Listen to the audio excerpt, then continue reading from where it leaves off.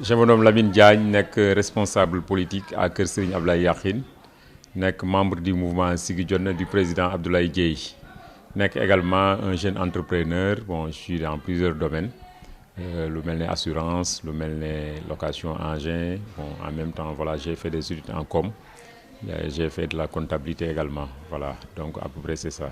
Waaw, donc sant yàlla rek di wax déwéniti à tout le monde di wax nañu ñëpp bal nañ ñëpp ak commençant par les militants, les sympathisants, les voisins, surtout les voisins de Thiès. ndax vous n'êtes pas sans savoir que ni ren dañu dund campagne bu particulière mu nekk ci mois de Ramadan bi ku xam mois de Ramadan xam ne mois d'abstinence la xam ne mois de recueillement la mu xam ne mois de prière la donc suñ ci bëggee def ay activités politiques du lu yomb mais dañ ciy sant yàlla bu baax di julli ci yonent bi di wax alhamdulilah parce que man dama gëm li Nelson Mandela di partager je ne perds jamais soit je gagne soit j'apprends donc dañ ciy jàngat rek di wax ne l'équipe dirigée par le président Bassirou Diomaye Diakhar ñi ngi koy ñaanal plein réussite dans toutes les entreprises parce que j'ai l'habitude de le dire parce que le Sénégal benn bateau la donc ñu ngi ci biir suñu sañoon dafay atterrir à bon port. Beneen sentiment bi ñu ci am nag posture yi xaw na changé parce que l'année dernière peut-être on était au pouvoir cette année-ci quelle que soit la situation mën nañu wax ne posture opposition la mais incha allah dinañ ko taxaw def ko une opposition républicaine une opposition responsable une opposition citoyenne di ñaan nag lépp dox mais on serait vraiment des tax ñu am taxawaayu alerteur am taxawaayu vraiment sentinelle quoi par rapport à la gestion mais on leur souhaite que du bien incha allah. Voilà, je dis que comme disait le président Macky, et comme il l'avait si bien fait en 2012 lors de son accession au pouvoir, vous n'êtes pas sans savoir qu'il avait formé un gouvernement de 25 ministres, à l'image des gens qui viennent d'arriver. Donc c'est le sentiment de vouloir bien faire, mais nekk ci biti ak nekk ci biir du benn. Bon, gouvernement bi à peu près je peux dire que ni gars yi ñooy wax ñu bees lañ ay novices lañ mais il y a des gens très expérimentés.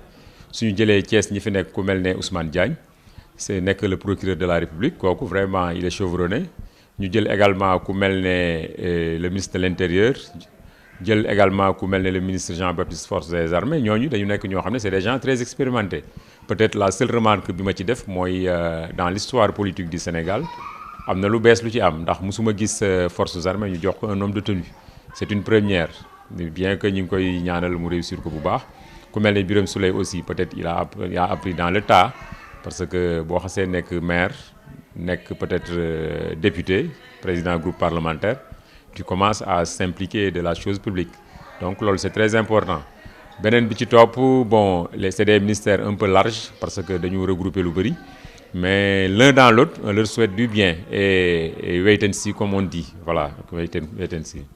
Là, il faudrait qu'on fasse des éclaircissements parce que je vais vous dire quelque chose que peut-être gars yi bàyyiwuñ ci xel. Ce matin, pas plus tard que ce matin, on était chez le DG Ablaye Dièye après les prières on était chez lui tenir fa benn rencontre mais liñ ci xam te jàngat ko ci man ma envoyé woon ko mooy lors des élections passées au niveau de Iba Katiba on avait en tout et pour tout 833 voix et c'était la coalition il y avait Idrissa il y avait tout le monde. Lors des élections qui viennent de passer, on a augmenté de 20 voix. Donc on a eu 850 et quelques. Donc on a augmenté le score. Peut-être on a perdu. Et je vais vous donner une révélation également. C'est le seul centre de vote où l'actuel président est au second tour. Parce qu'il nous devançait de 77 voix. Et si on fait le cumul de voix que Ablaye Bimfam, Réumi Bimfam et les autres candidats, Diomaye n'est pas 50%.